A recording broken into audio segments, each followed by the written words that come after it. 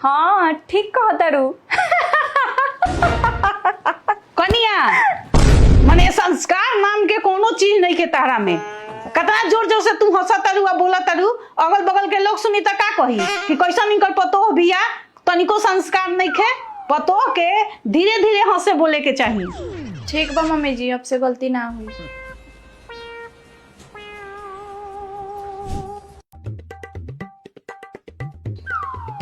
का कह तारू का कह तारू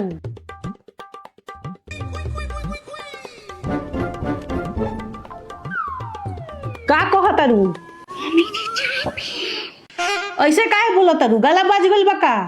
जोर से बोला। मम्मी जी रहुए नु कहनी हो कि संस्कारी लोग धीरे बोलेला त हमरा में बहुत संस्कार भरल बा।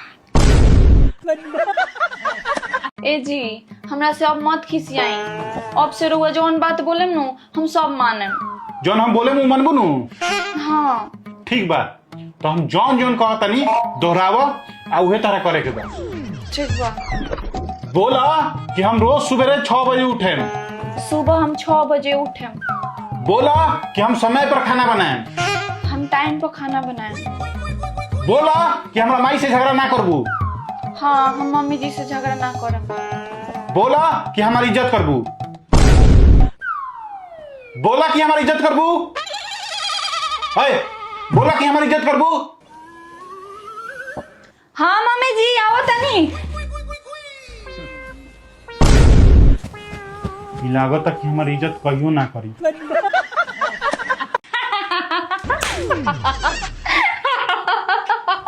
का बोल कनिया? काहे इतना जोर जोर से हंसा तारू?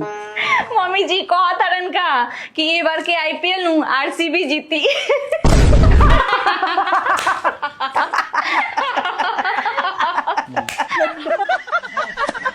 सच धज के कहाँ चल दिलू हो? अरे वो बगल वाली भाभी के साड़ी खरीदे के रलक ह तो कहलिए सोनाली तू हो चल, तहार पसंद अच्छा बा, हमरा के साड़ी खरीदवा दी है। तनी उनका के फोन लगा के दता हमरा के।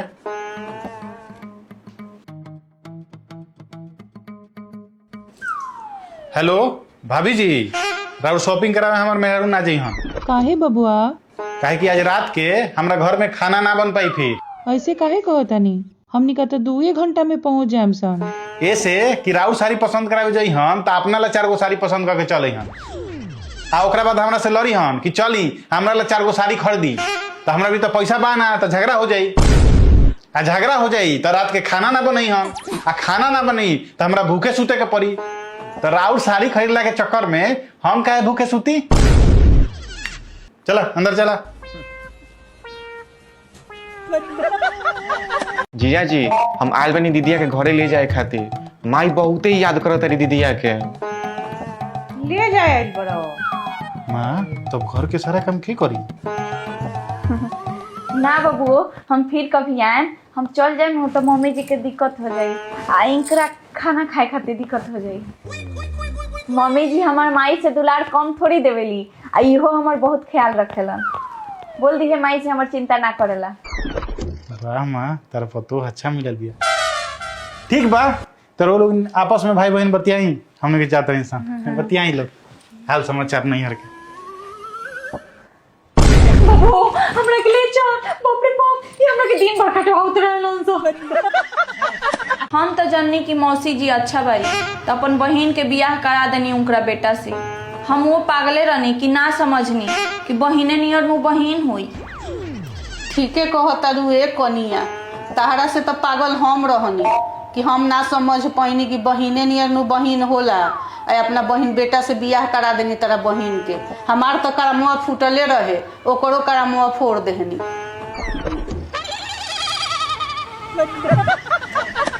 हेलो बाबूनी, तू कतना काम करेलू? जब फोन कर तो बिजिए बारू 10 आदमी के अकेले बनाओ तारू, खियाओ तारू, घर भर के ठेका ले ले बारू। खाली अपना ला पाहुन ला बना के छोड़ दी हो। कनिया खाना ले आवा। खाना तो हमने कबे खा लेनी से दोनों मर्द मेहरारू। अपन बना के खाई, हम घर भर के ठेका ले ले बनी का? ई कौन भाषा बोलत तारू? रौरे भाषा जवन अपना बेटी के सिखावत रहनी हाँ।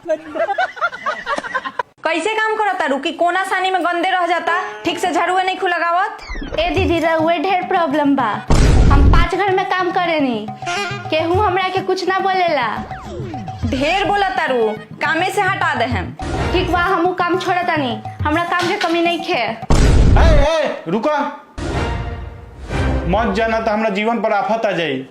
साहिब हमरा गइला से रउआ जीवन पे आफत कैसे आई? काहे कि तू चल एबू तो घर के सारा काम हमरे करे के पड़ी। हमने के सास बहू के जोड़ी के एगो गाना आइल बा जौना के नाम है बेले के पड़े रोटी। तो जाके यूट्यूब पे सर्च करी बेले के परे रोटी मिंटुआ सॉन्ग रउआ के मिल जाई। आ जाके देखी आ कमेंट करी कि गाना कैसन लागल। बबुआ तू हमरा से ज्यादा प्यार करे लगी अपना मम्मी से। हम मॉडर्न जमाने के बच्चा बानी, ये हमरा के फोन दी, ओकरे से हम प्यार करें। तो हमने के सास बहू के जोड़ी के एगो गाना आइल बा जौना के नाम है बेले के पड़े रोटी। तो जाके यूट्यूब पे सर्च करी बेले के परे रोटी मिंटुआ सॉन्ग रउआ के मिल जाई।